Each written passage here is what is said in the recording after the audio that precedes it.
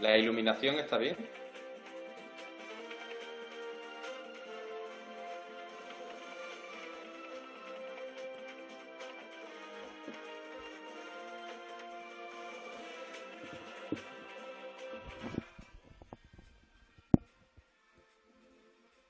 Amigos, buenas noches. Gracias por estar en sintonía de este espacio de información.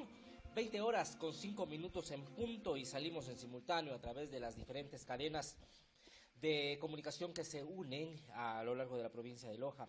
Saludamos al Cantón Macará a través de Macará TV, Multivisión Canal 8 en Paltas, las cadenas de radio también que retransmiten este programa. Hemos escuchado mucho del coronavirus y son precisamente los políticos quienes han planteado su criterio o han reflejado las cifras de lo que sucede en el país y el mundo en torno a esta pandemia, considerada así por la misma Organización Mundial de la Salud. Pero como que el país no ha tenido precisamente el criterio científico de los hombres de ciencia, sí, de aquellas personas que han dedicado su vida y su trabajo a la investigación científica y que hoy por hoy se constituyen precisamente o deberían de ser los principales voceros para poder emitir criterios respecto de la problemática que conlleva la enfermedad. El coronavirus, más letal que otras pandemias en la historia, es la primera interrogante que nos hemos planteado antes de saludar precisamente a nuestro invitado. Isidro Marín, PhD en antropología, docente investigador de la Universidad Técnica Particular de Loja. Las voces de ciencia son las que quizás nos van a dar mayor tranquilidad y mayor certeza en toda esta angustia que vivimos, no solo en Loja, sino en el Ecuador y en el mundo entero. Doctor, gracias por atender este llamado, bienvenido, buenos días, buenas noches. ¿Qué tal? Buenas noches desde aquí, desde Loja. Gracias, usted es PhD en antropología, lo había dicho, docente investigador de la Universidad Técnica Particular de Loja. Quiero partir por un tema principal. Ahora la sociedad se encuentra en medio de un miedo que se acrecenta constantemente, se está ya llegando al pánico cuando escuchamos las muertes que a diario nos cuentan las autoridades, el sector político del país, pero poco se sabe, poco nos han dicho precisamente de qué se trata la situación, qué son los virus, qué son las bacterias, desde cuándo están presentes en la historia de la misma humanidad. Y quisiera comenzar por ahí, doctor. Bien, pues me alegra que especifique ese tema, porque yo no soy científico biólogo, ni químico, ni bioquímico. Yo soy principalmente sociólogo y antropólogo y estudio las sociedades, principalmente las sociedades modernas, ¿no? Los cambios sociales y los movimientos sociales que suceden. En cuanto al tema de los virus, mucha gente puede pensar que esto es algo novedoso, que es algo único en la historia. Y cuando uno investiga un poco, se da cuenta de que los virus están presentes en la historia de la humanidad, incluso antes de la historia de la humanidad. O sea, que los virus han estado incluso antes de nosotros. O sea, con los dinosaurios ya existían virus, y, y si tuviéramos que decir un primer momento en donde aparecieron los virus en la especie humana, pues fíjate qué curioso, cuando estoy investigando sobre el tema, nos damos cuenta que, por ejemplo, la especie neandertal, que es anterior a la especie humana, ya tenían virus. Incluso, no sé si sabes que los neandertales y Homo sapiens estuvieron viviendo durante un tiempo en el mismo espacio de tiempo. Y bueno, fueron los neandertales los que nos contagiaron del virus del papiloma, por ejemplo. Ese virus llega hasta nuestros días. Luego después, a lo largo de la historia, pues si por ejemplo nos referimos al antiguo Egipto, por ejemplo, pues existían enfermedades infecciosas como podía ser la tuberculosis o la lepra. Luego después, en la antigua Grecia, pues, fue conocido también en un momento dado, en el 400, la tercera parte de la población de lo que es la Grecia antigua. y esto fue escrito por el historiador Tucídides. Fíjate, hay una estimación de que fueron 5 millones de muertos. O sea, es una cantidad considerable. Y Luego pasamos, después, por ejemplo, pasamos sí, cuéntame. pasamos en la historia precisamente a eventos que han significado el que las sociedades hayan perdido millones de personas, como es el tema de la gripe española, como uno de los que más se recuerda en los últimos 200 años. Bien, la gripe española es curioso porque la llaman española cuando realmente no era española. Eh, ¿Por qué quiero decir eso? Se produjo entre 1918 y 1919 y si los espectadores no recuerdan esa época, fue durante la Primera Guerra Mundial. La Primera Guerra Mundial empezó en 1914 y casi al finalizar la guerra, incluso yo creo que los virus tuvieron mucho que ver en la finalización de la Primera Guerra Mundial. Fíjate qué curioso. ¿Cómo puede ser esto posible? Un virus ayudó a terminar una guerra mundial, ¿no? Bien, Pues, ¿cómo puede ser esto posible, doctor? Justamente, de seguro que para muchas personas escuchando esta situación, a decir, bueno, ¿cómo es que un virus ayudó a terminar la Segunda Guerra Mundial? Pues lo que ocurrió es que las autoridades sanitarias de Alemania, de Francia, de Reino Unido, todas aquellas que estaban en la contienda, Turquía, no informaban sobre el número de muertos a la población. El único país que podía informar era España porque era un país neutral, no luchaba en la Primera Guerra Mundial. Bueno, ni en la Primera ni en la Segunda. Entonces, los españoles teníamos libertad de prensa y en ese momento informábamos de que existía una gran cantidad, una gripe que se llevaba por delante a mucha población. Entonces, las autoridades de los otros países dijeron, eso se ha originado en España, entonces vamos a llamarlo gripe española. Pero en realidad no era española. Se produjo de una mutación de los virus que estaban durante la contienda y piensa que ahí había mutaciones por culpa de la guerra, por culpa de los gases que se estaban utilizando y mutó. Esa mutación fue brutal. Hubo 500 millones de afectados, murieron 50 millones de personas, o sea, murieron más personas por la gripe que por las armas en la guerra, imagínate. Y afectó al 27% de la población mundial. Bien. Así que imagínate. Ahora, es notorio también que después de cada una de estos ataques de los virus que, como usted lo señala, han estado presentes mucho antes de que el hombre comience a escribir la historia de su paso por el mundo en las diferentes civilizaciones. Estuvieron antes que nosotros, pero luego de cada uno de estos ataques que han diezmado gran parte de la población, ha sido evidente un desarrollo en la humanidad, tanto científico como industrial. ¿A qué presupone usted este detalle? Los virus forma parte de nuestra historia y de nuestra cultura.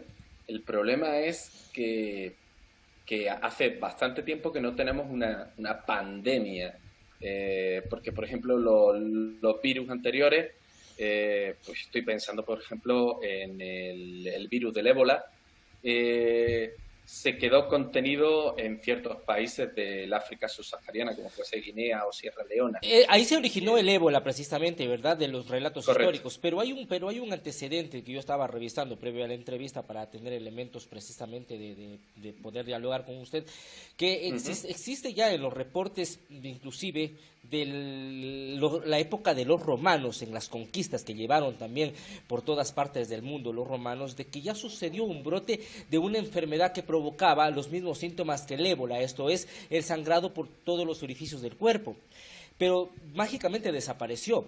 Y es ahí en donde la historia como que ya se pierde en esa parte, cómo es que un virus tan letal como el ébola, presente hace miles de años, desapareció y luego apareció nuevamente en la población de Zimbabue, si mal no estoy.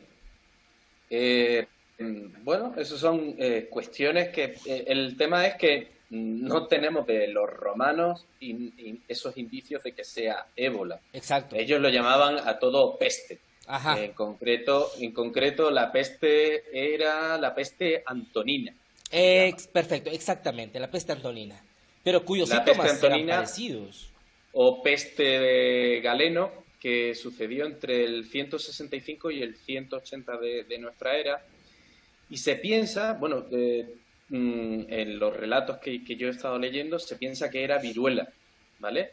Y lo más curioso es que no sobrevivieron, bueno, o sea, esta peste no distinguía entre ricos y pobres. Por ejemplo, Marco Aurelio piensa de la película de Gladiador, Ajá. se piensa que murió por culpa de la peste. No murió a manos de su A hijo, manos de sino su hijo, murió como nos cuenta la película. sino murió por culpa de la peste. Entonces, bueno, es una situación que ha ocurrido a lo largo de toda la historia. Las pestes, las viruelas, todo este tipo de enfermedades no distinguen de ricos ni de pobres, ni de reyes, ni de pedigüeños que piden por la calle. Bien. Es así como funciona. Bien, ¿cómo llegamos entonces a explicar aquello que le planteaba al inicio precisamente? Después de cada uno de estos ataques selectivos, podría decirse selectivos quizás, o sin selección. Yo creo que no tiene ninguna selección. O sea, Exacto. el virus no... No Bueno, escoge. lo único que puede seleccionar, diría yo, son personas con una resistencia mayor de personas con una resistencia menor. Pues, por ejemplo, estoy hablando de la viruela. La viruela la tenían los españoles en el siglo XV, en 1492. Llegó Cristóbal Colón, concretamente el 12 de octubre, a las islas del Caribe. Y, aparte de los marineros, ya llevaban una serie de enfermedades, entre ellas la viruela. Lo que pasa es que los españoles ya conocían, o sea, los cuerpos de los españoles ya conocían esa enfermedad y ya estaban como inmunizados. El problema era los americanos que llegaron a conocer y sobre todo en el momento en que llegaron a la zona continental de América. Estoy hablando de dos grandes civilizaciones, la civilización azteca y la civilización inca. Fíjate qué curioso. Todo el mundo piensa que cómo es posible que me parece que fueron 1.200 españoles para conquistar el imperio azteca Y el y luego Imperio Inca. después, y el imperio inca, peor todavía, porque eran Claro. 300 españoles. ¿Cómo 300 españoles iban a conquistar un imperio tan grande de millones de habitantes? Pues fíjate qué curioso, existen indicaciones que Huayna Cápac, que era el padre lo diré, de Atahualpa, el último rey inca, y Ninan Cuyuchi, que era el hijo de Huayna Cápac, que iba a ser realmente el emperador inca, pues murieron en 1527. Esto quiere decir que los virus llegaron antes que los españoles al imperio inca. ¿Cómo Fíjate puedes? qué curioso. Pero ¿cómo puede ser posible? O sea, no hay la historia, no nos relata esa parte, ni siquiera nos especifica qué tipo de virus. Y entonces atribuiríamos a los virus a que le haya desaparecido ya en gran medida la población inca, el imperio en ese momento. Pues, por ejemplo, tienes una película que habla, perdona que siempre me refiero a películas, pero es para que aquellas personas que nos están escuchando en estos momentos de impasse, por así decirlo, pues puedan verlos. En vez de ver otras cosas, pues pueden ver películas. Y sería la película de Apocalipto. Ahí ¿Ya? aparece De Mel perfectamente, Gibson. de Mel Gibson, correcto. Ahí aparece perfectamente cómo los virus de los españoles llegan antes que los españoles. Y fíjate qué curioso, porque hay datos que oscilan entre un 70 y un 90% de las muertes en el siglo XVI. Y fue gracias a la viruela, que mató a 56 millones de personas, principalmente en América. 56. Y está directamente relacionado con la caída del Imperio Azteca y con la caída del Imperio Inca. Fíjate qué curioso. Muy curioso realmente, muy interesante. Ahora, vuelvo una vez más, vuelvo a lo anterior, doctor. La humanidad ha evolucionado después de cada golpe que ha sufrido los seres humanos producto de los virus. Se ha visto desarrollo tecnológico, se ha visto un desarrollo industrial, inclusive en la parte industrial a gran escala, muchas de ellas desmedida, atentatoria contra el ecosistema, contra el medio ambiente, inclusive los avances tecnológicos han provocado, según se señala, pues inclusive el riesgo de los ecosistemas del mundo. Entonces la sociedad se ha catapultado, ¿cree usted, a una evolución científica e industrial luego de pasar por esta situación de la humanidad mismo? Cada periodo de tiempo siempre va a existir una pandemia que hace reconsiderarse todo. Incluso, por ejemplo, estoy pensando en la Edad Media, en el siglo XIV, fue la catástrofe más grande que tuvo la población mundial. Estoy hablando de la peste negra, que se llevó por delante a 200 millones de habitantes que existían en todo el planeta. Era una sociedad muy religiosa, y aquellas personas que sobrevivieron a esta pandemia hizo que apareciera un nuevo tipo de pensamiento. Y me estoy refiriendo al Renacimiento. Antiguamente se hacía en las catedrales, incluso hasta en la arquitectura se ven los cambios. Pasamos del románico al Renacimiento, al gótico, a catedrales mucho más grandes.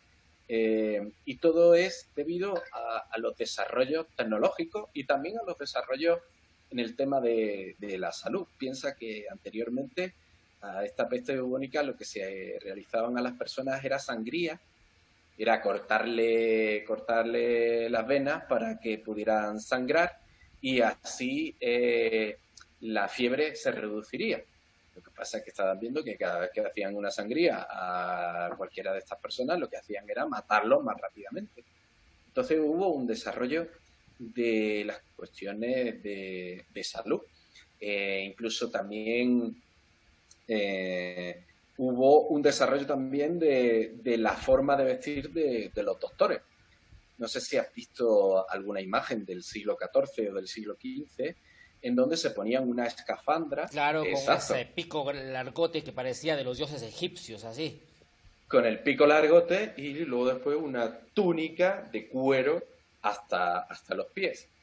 Pero fíjate qué curioso que aquellos doctores que llevaban este tipo de indumentaria no cogían la enfermedad.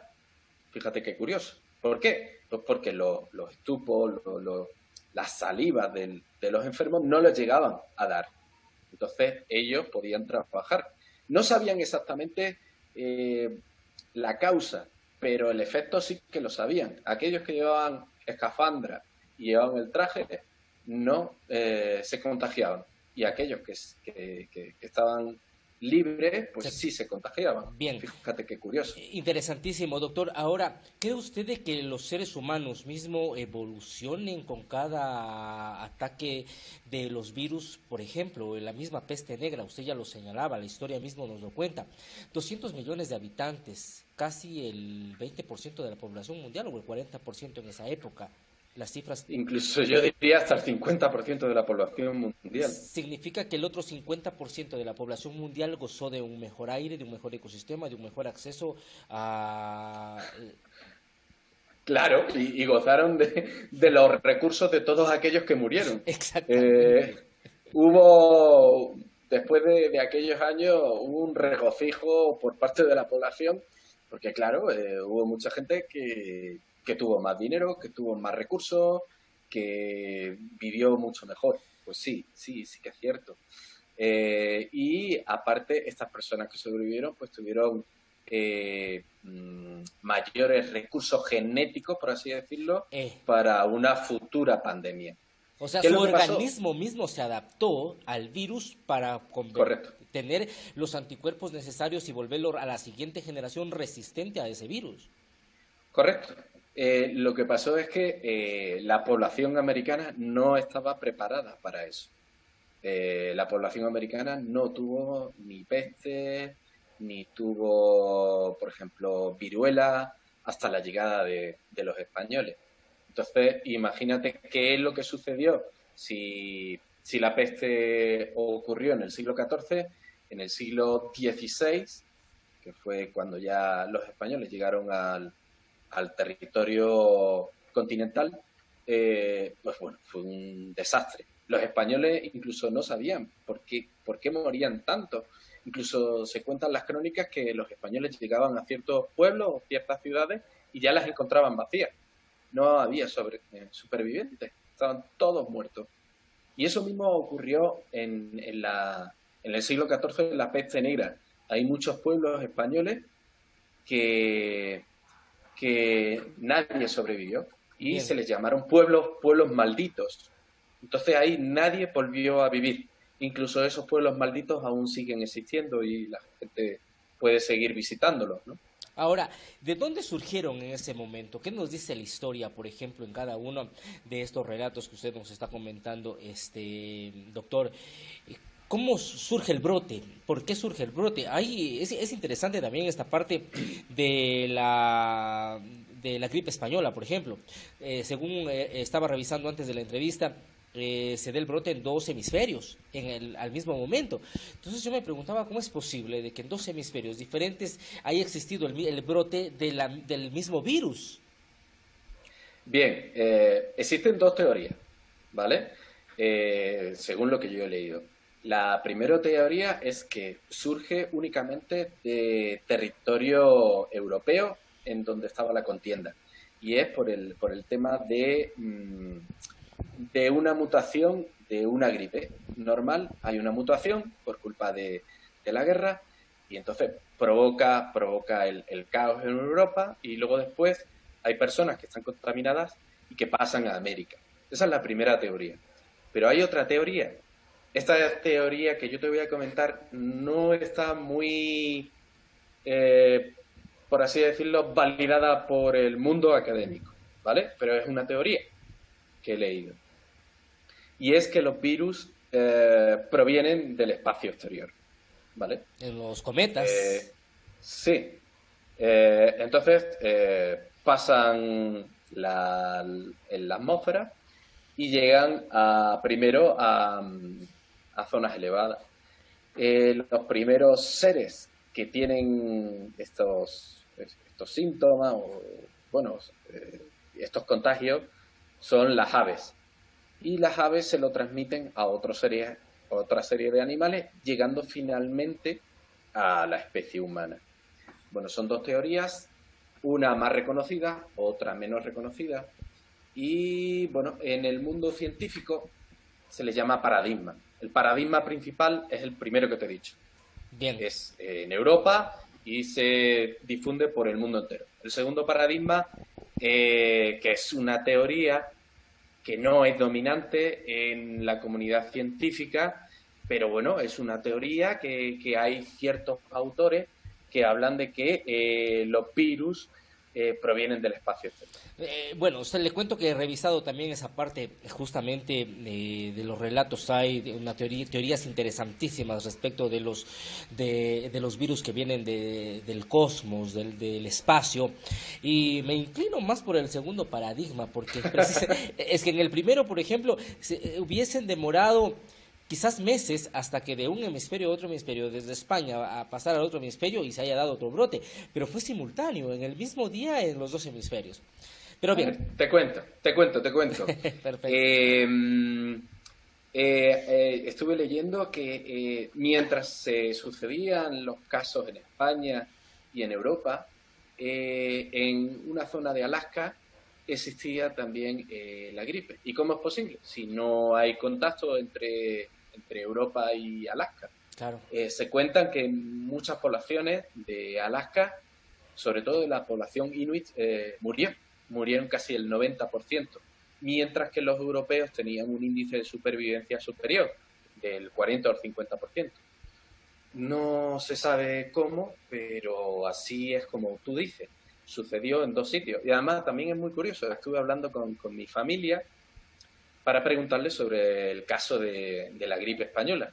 Me comentan que en el pueblo, es un pueblo muy pequeño que hay que hace frontera con Portugal, que se llama Santa Bárbara de Casa, no hubo ni un solo caso.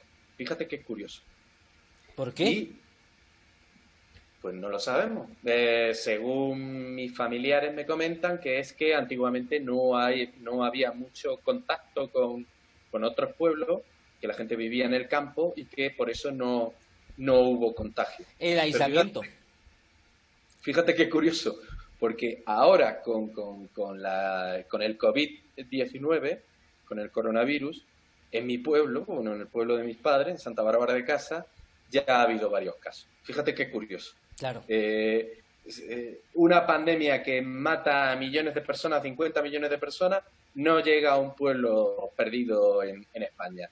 Y ahora con el COVID, pues sí que ha llegado. Y sí que se están produciendo muertes. Creo que en la provincia de Huelva, allí en España, creo que ya hay uno o dos casos de muerte. Que no es lo mismo que está ocurriendo en Madrid. En Madrid, según los últimos datos, hay 3.000 muertos. 3.000 muertos. No, espérate. Es solo en España entera. 3.000 muertos en España entera. Bien, ahora, Fíjate qué ¿cómo, curioso. mire, Mike Granda nos pregunta, ¿cómo se dio el fin de la gripe española y de los virus en sí a lo largo de la historia, en cada uno de los brotes que han existido? ¿Qué pasó después? ¿Cómo Fíjate, desaparecieron? fíjate, eso también es curioso. La gripe española solamente afectó en 2 años, 1918, 1919. Y tal como llegó, Se fue, desapareció, sin vacuna. sin vacuna. Lo mismo O sucedió sea, con el ébola.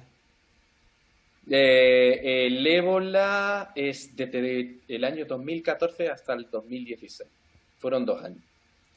Y lo mismo sucede con todas las gripes, porque, por ejemplo, estoy pensando en la de la peste de Atenas, surgió solamente en el 430. La peste antonina, bueno, esta sí que duró, del 165 al 180. La peste bubónica de Justiniano, la plaga de Justiniano, del 541 al 542. Sí, me estoy dando cuenta de yo creo que la gripe que más duró fue la peste negra, que fue desde el 1347 al 1351. Yo creo que es la más larga, porque el resto, por ejemplo, la gripe asiática, 1957-1958. La gripe de Hong Kong, del 68 al 70. Pero bueno, hay una que es bastante larga y que la gente se ha olvidado de que es un virus y que no tiene cura todavía y que ha matado a millones de personas. ¿Cuál? Adivina cuál es. A ver, déjeme pensar. ¿El dengue? No, o No, estamos, de gripes estamos hablando, ¿verdad? estamos hablando de virus, Ah, de sí. virus, de virus, virus, Mira, es virus. una virus que se originó en el Congo y que actualmente tiene como unos 38 millones de infectados, que parece ser que a la gente se le ha olvidado, y que en el 2018 murieron 770.000 personas en todo el mundo. ¿Cuál Y que es? parece ser que el SIDA, Ah, el VIH. el VIH, surgió en 1981 y está actualmente, sigue matando y sigue vivo en, en millones de personas, sobre todo personas que viven en la zona subsahariana, en África. Bien, Millones de personas siguen muriendo de eso. ahora, la historia mismo lo relata, entonces, los virus como llegaron y atacaron se fueron, desaparecieron. ¿Cree usted que lo que sucede en la actualidad con el COVID-19, con el coronavirus, y yo planteaba la pregunta al inicio del programa, es más letal que los virus que han diezmado gran parte de la población a nivel mundial? Bien, el tema del COVID es que no podemos hablar todavía como finalizado, porque todavía sigue matando. En estos momentos, fíjate, cuando yo creía que íbamos a tener la entrevista, creo que era para El el domingo, domingo, ajá, había 227.000 personas infectadas. A día de hoy hay 416.000. O sea, en 2 o 3 días se ha duplicado.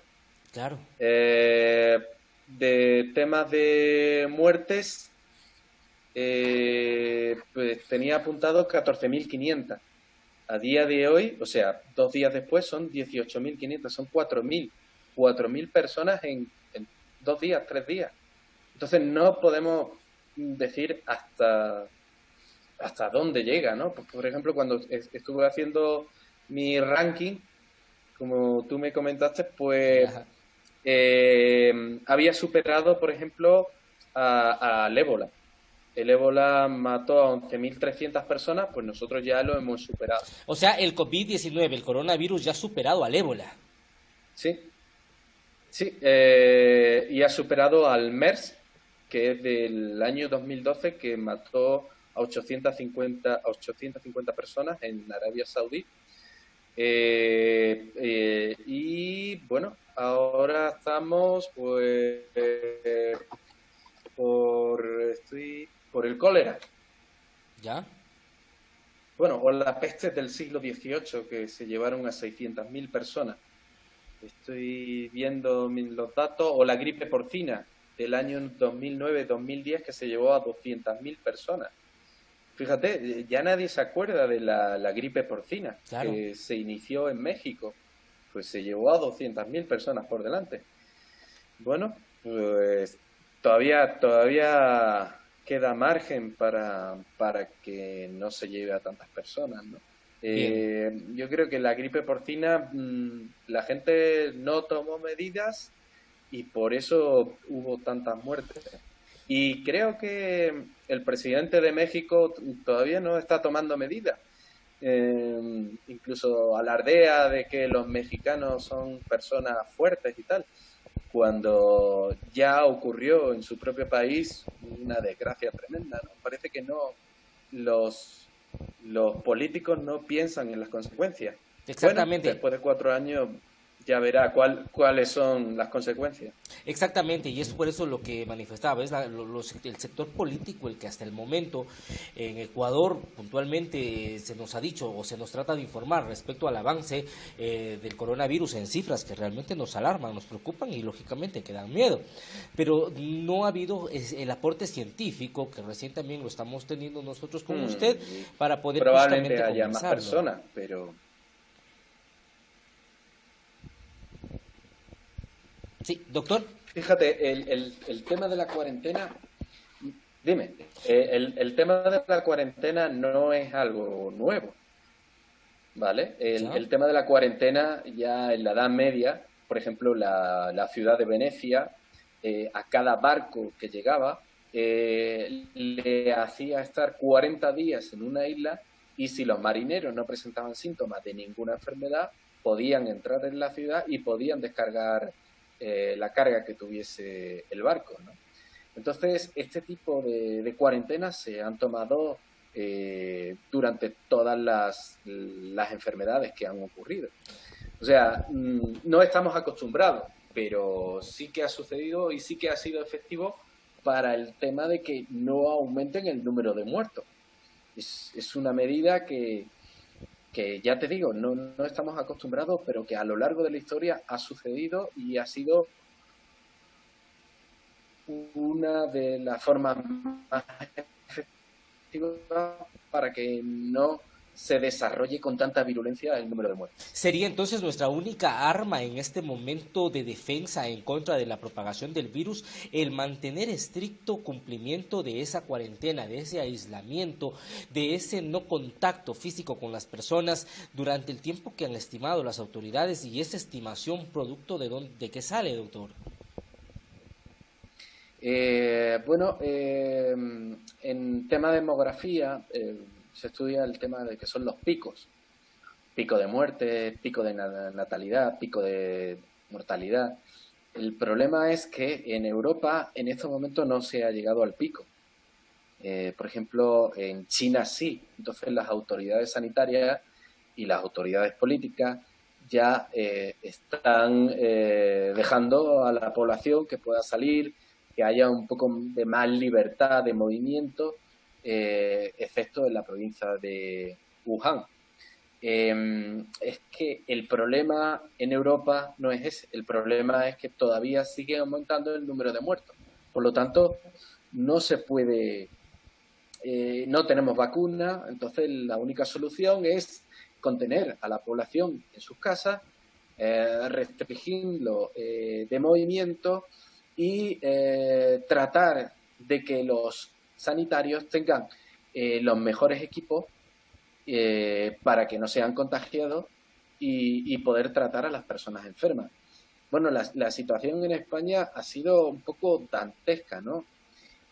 Parece ser que en ciertos asilos ha llegado la enfermedad y ha habido bastantes muertes en asilos, ¿no? Entonces, el tema es la contención en todo momento y esperar a que el pico llegue a su máximo, empiece a descender y si en una semana, 2 semanas no se producen más muertes, entonces sí que se podrá ir dando libertad a la población para que pueda trabajar o pueda hacer cualquier cosa, ¿no? Bueno, Pero mientras tanto, si dejamos a la población que salga a las calles, lo único que vamos a conseguir es que la propagación del virus sea mayor y los hospitales se colapsen y los médicos tengan que decidir a quién salvan y a quién no. bien, Porque y es lo que no preocupa en el tenemos Ecuador. capacidad suficiente. ¿Perdón? Lógicamente, y es lo que preocupa en el Ecuador precisamente, lo han dicho las autoridades, esta es una semana crucial para el análisis que usted está realizando de la situación en España. Si es que la curva no disminuye, no deja de subir con el número de infectados, ya estamos, por ejemplo, en ciudades como Guayaquil, en la etapa 4 del virus, ya la etapa 5 se estima que son las muertes, entonces esa es la preocupación, el comportamiento de las personas, de la sociedad, no es el adecuado, considera usted, se debería de radicalizar quizás con miras precisamente a evitar que la población salga a la calle como que si no pasara nada. Yo creo que el gobierno ecuatoriano lo está haciendo bien. Incluso, por ejemplo, nosotros en la UTPL, eh, antes de que dijera el gobierno nada, se nos prohibió ir a rendir los exámenes tú sabes que la UTPL hace exámenes en todo el país, Claro. incluso en el extranjero, en Nueva York, en Madrid y en Roma. Entonces, primero decidieron Madrid y Roma, pero luego después vieron la situación y decidieron que los profesores no fuéramos a otras provincias. Imagínate si hubiéramos ido a otras provincias, especialmente Quito, Guayaquil, y hubiéramos traído la enfermedad aquí. Probablemente se hubiera difundido más el coronavirus en la provincia de Loja y concretamente en la ciudad de Loja. Entonces, sí que está bien que se tomen este tipo de medidas que son para precautorizar el tema y entonces pues yo creo que si no encontramos una medida, la vacuna, tenemos que seguir así hasta que el pico de contagiados y el pico de muerte descienda. Entonces las personas que salen a la calle, que se van de fiesta, que, que se van de borrachera, como he visto en algunos casos en Twitter Ajá. o en Facebook, la verdad es que son unos irresponsables y están poniendo en peligro a sus vecinos, a sus familiares y a las personas que conviven con ellos. Entonces, pues realmente pienso que el gobierno lo está haciendo bien y se deben de tomar estas medidas, pero luego, por otro lado, se tienen que tomar otras medidas. Las medidas, por ejemplo, de garantizar la comida.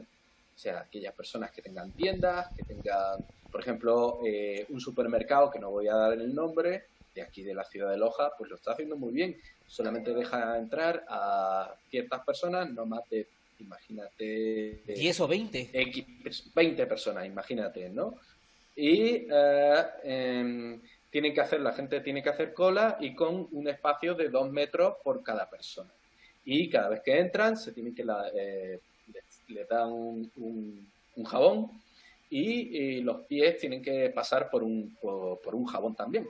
Entonces, ¿qué es lo que están haciendo? Están cauterizando, están restringiendo la entrada no de las personas, sino de los virus en ese espacio, ¿no? Exactamente. Entonces, el tema de los supermercados tendría que estar abierto, el tema de las farmacias tendrían que estar abiertas, el tema de los hospitales tendrían que estar abiertos y tanto todos los hospitales, tanto privados como públicos como semipúblicos, deberían de estar al servicio del gobierno para lo que necesite. Bien, ¿Vale? doctor, Y ¿ha analizado usted el dime. comportamiento de la población en el Ecuador? Porque si, por ejemplo, quitamos todos los casos que se han dado en Guayaquil, en la provincia del Guayas, Ecuador no tendría más allá de unos 200 casos. Bueno, la situación de estos casos yo creo que es por el tema, fíjate, los dos tienen aeropuertos, los sitios donde más, pero claro, es donde hay más densidad de población. Yo creo que tiene que ver por el tema de densidad de población y por el tema de los contactos. No sé si te has dado cuenta que la zona del oriente es donde menos casos se están dando. Así es. A lo mejor también tiene el virus un comportamiento por el tema del calor, pero también se debería de dar en Guayaquil y no se está dando cuando también es una zona de Caliente, calor. claro.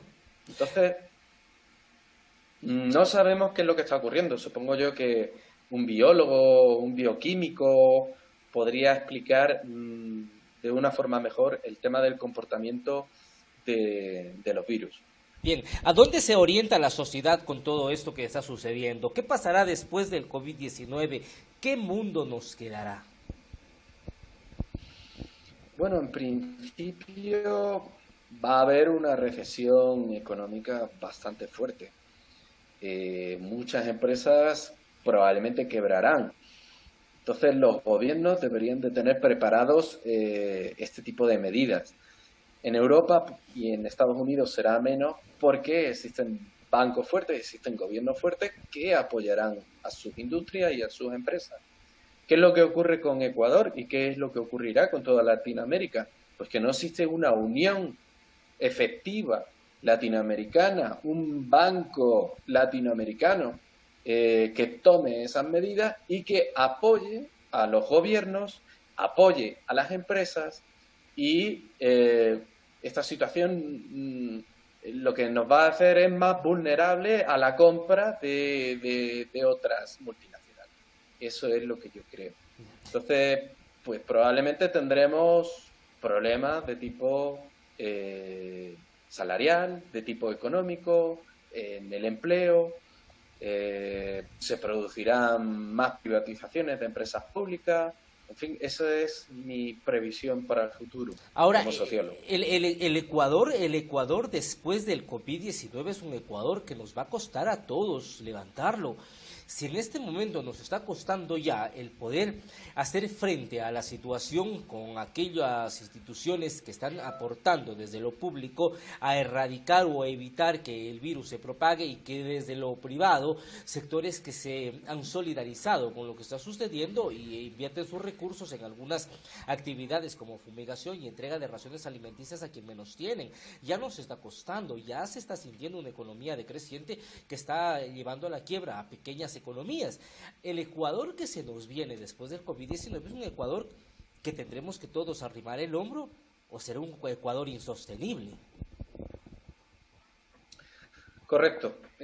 Yo, por ejemplo, estaría pensando, eh, eh, bueno, yo sé que esto para un ecuatoriano y para un latinoamericano, y desde tiempos de la República, diría yo, hasta tiempos de la colonia, cuando estaban los españoles, es el tema del pago de impuestos.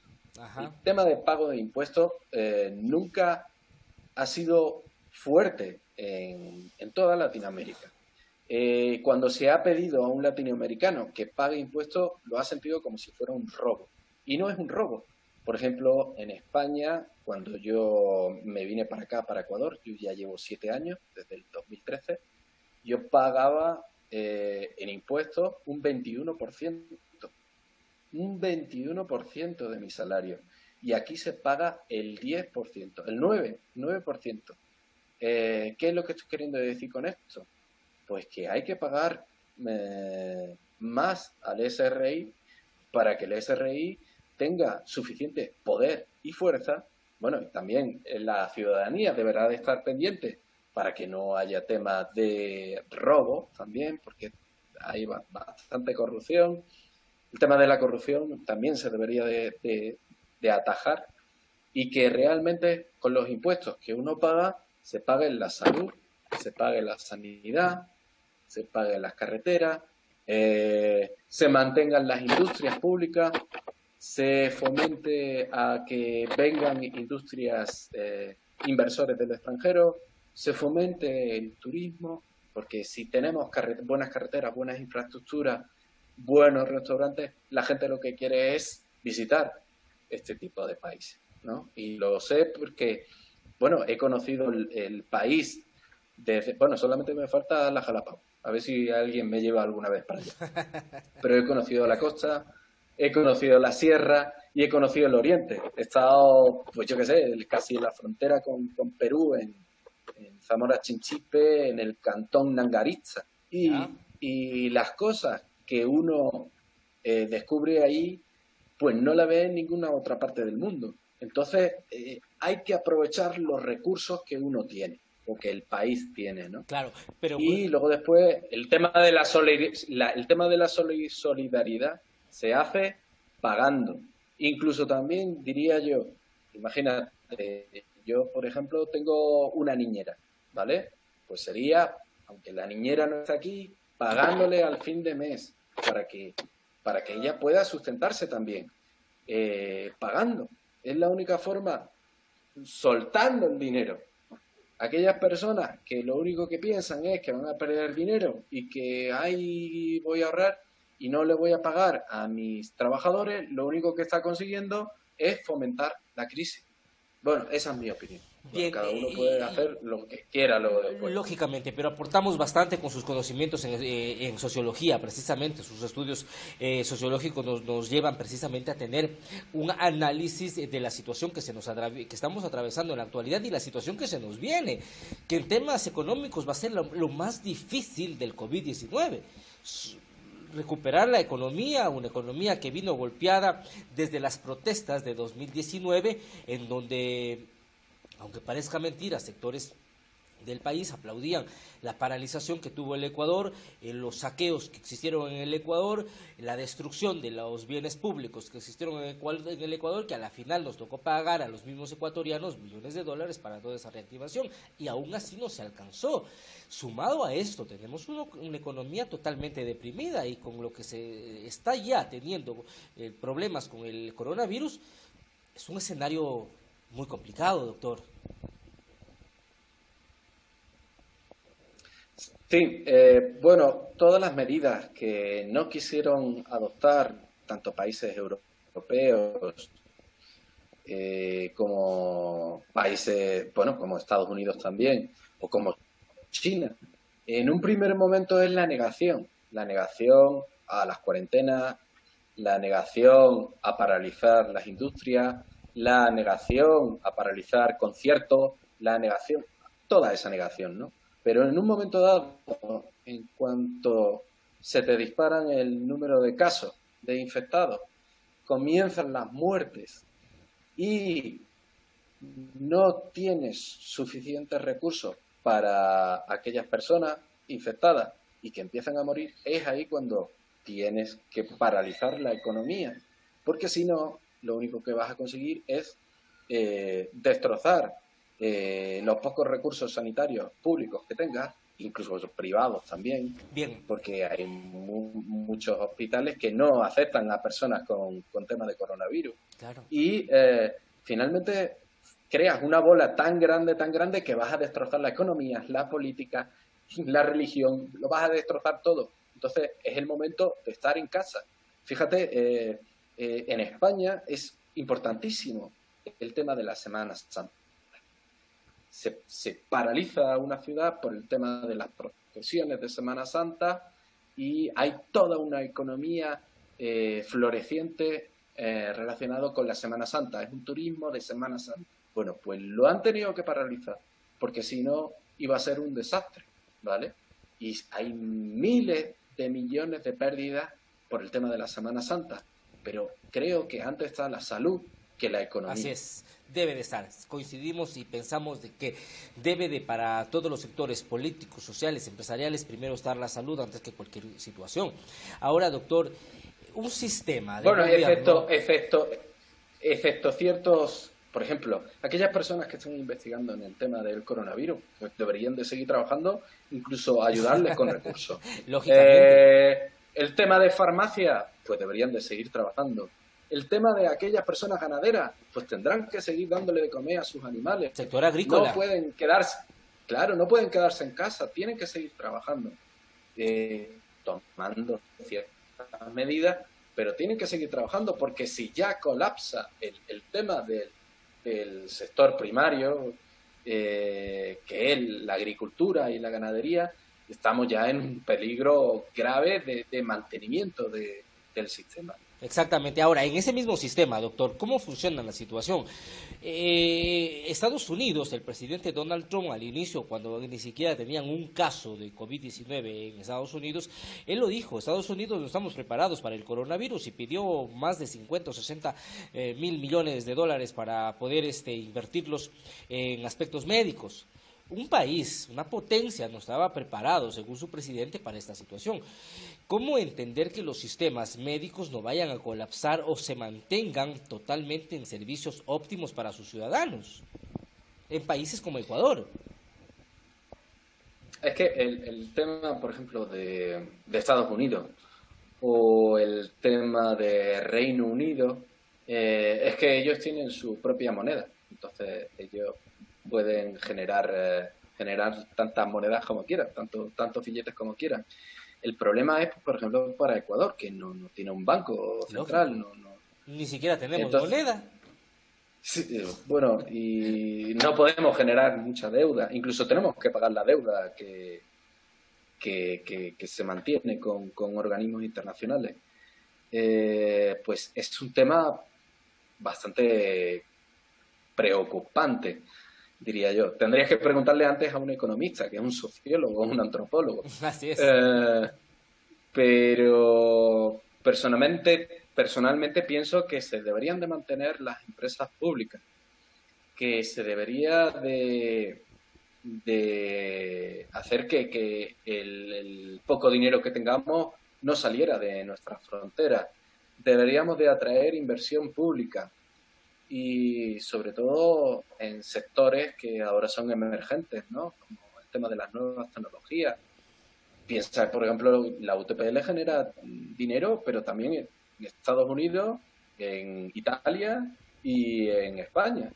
Entonces, deberemos de externalizar toda nuestra producción, darle valor añadido. Lo que no se puede hacer es pues enviar materia prima como el cacao y ya está, pues tendremos que generar nuestros chocolates, unos chocolates que le encante a la gente como el chocolate belga, y para ello tendremos que tener investigación y desarrollo para crear los mejores chocolates, el mejor azúcar, los mejores rones, todo producción elaborada, que ahí es donde está el valor añadido. El tema del turismo, tendremos que desarrollarlo, tendremos que desarrollar diferentes, bueno, el tema de las crisis, fíjate qué curioso, para un chino significa un momento de tensión, pero también Oportunidad. exacto, un momento de oportunidad. Y yo creo que Ecuador debería de replantearse muchas cosas y tener oportunidades, pero no solo para nosotros mismos, los ecuatorianos, sino para el resto de Latinoamérica y para el resto del mundo. Y yo creo que de estas vamos a salir. Lo tengo totalmente seguro que vamos a salir. Pero lo que no me gustaría tener que irme de Ecuador por una crisis económica galopante en la cual pues, no se pueda vivir aquí, como sucedió en Ecuador en el año 2000. Así es, con el Hubo, feriado bancario. que hubo millones de personas, es que la mente humana a veces es muy olvidadiza, pero hubo millones de ecuatorianos que tuvieron que irse a Estados Unidos y a Europa, Así y es. principalmente a España. En España, una de las comunidades mayores que tiene el país es de ecuatorianos, ¿vale? Entonces, lo que tenemos que hacer es que eso no vuelva a suceder. Incluso atraer, ya te digo, atraer inversión, atraer a personas válidas para el país. Bien, un reto que tendremos que enfrentar los ecuatorianos, no solo la clase política, sino cada uno de nosotros. Y el primer paso es justamente ahora, en este instante. La situación tan compleja que vive el Ecuador, Loja, el Ecuador y el mundo, nos obliga a autoevaluarnos y a replantearnos también las metas que tengamos a futuro. Y tenemos que comenzar ahora, doctor, como usted lo ha señalado durante toda la entrevista, quedarnos en casa. En principio quedarnos en casa, pero aprovechar el tiempo, uno, para estar con la familia, que a veces nos hemos olvidado de la familia, y es estar con ella, conocerlos, saber cuáles son sus intereses, sus gustos, jugar con los hijos, disfrutarlo. Otro es aquellas personas que puedan trabajar de forma telemática, pues trabajar de forma telemática. Por ejemplo, en la UTPL seguimos trabajando y estamos preparando las asignaturas, estamos preparando investigaciones, seguimos elaborando artículos, proyectos, investigaciones, congresos. Lo que pasa es que ahora los congresos son online, pero seguimos yendo a congresos, aunque estemos en Loja, seguimos yendo a congresos internacionales. Y luego después la formación, formarse, tener una rutina, levantarse a una hora, desayunar, estar con la familia, trabajar un poco, aprender idiomas, informarse, poder ver documentales. O sea, tenemos una oportunidad como un stand-by para disfrutar de nuestra familia y para prepararnos para lo que venga a futuro. Así es. Gracias, doctor. Interesante su criterio, su aporte.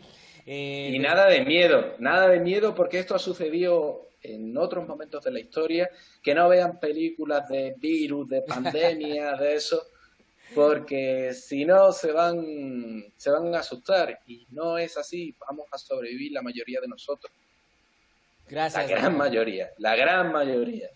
Pero ciertamente es que parece ser que este tipo de virus pues se está llevando casi entre un 3 y un 6% de la gente que se infecta. Así Entonces es. tampoco es para tomárselo a chanza y a risa, sino que hay que estar con la mente serena y también pensar, actuar localmente y pensar globalmente. Y eso también, por si alguien de Latinoamérica nos escucha, hay que crear una unión latinoamericana efectiva que funcione para los países de Latinoamérica y para pensar que lo que hizo San Martín y Simón Bolívar pues no quede solamente en papel de borrajas, sino que sea efectivo y real.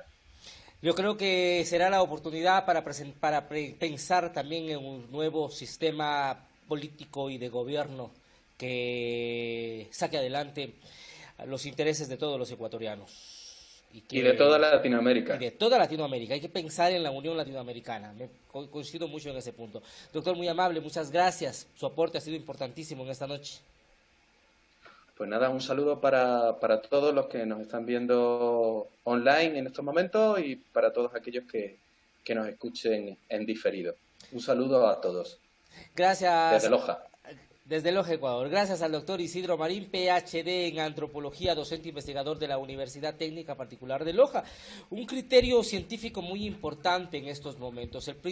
La principal recomendación, tranquilidad, a mantener la calma, pero para nada a bajar la guardia. Tenemos que cumplir estrictamente las disposiciones la única disposición que existe desde los organismos de control para contrarrestar la propagación de este virus. Los virus, como lo ha señalado el doctor Marín, no es la primera vez que el COVID-19 o un virus como el COVID-19 ataque a la población mundial. Han existido otros con mayor índice de muerte que han diezmado inclusive hasta el 50% de la población en el mundo, pero luego de esto hemos visto resurgir una sociedad mucho más evolucionada en términos científicos, en términos industriales y por supuesto también en términos económicos. Gracias a ustedes por habernos acompañado. El día de mañana tendremos también invitados, asimismo, científicos, para hablar de esta problemática. Ya no lo político. Los políticos ya basta con las cifras que nos dan, que nos alarman y nos espantan a cada instante. Desde lo científico, técnico, es lo fundamental, lo que ahora queremos. Gracias, buenas noches, son 21:04. Se pasó el tiempo, era programada la entrevista para media hora y hemos estado 1 hora. Gracias a todos. Que mi niño tiene que comer. Buenas noches. Gracias, Doc.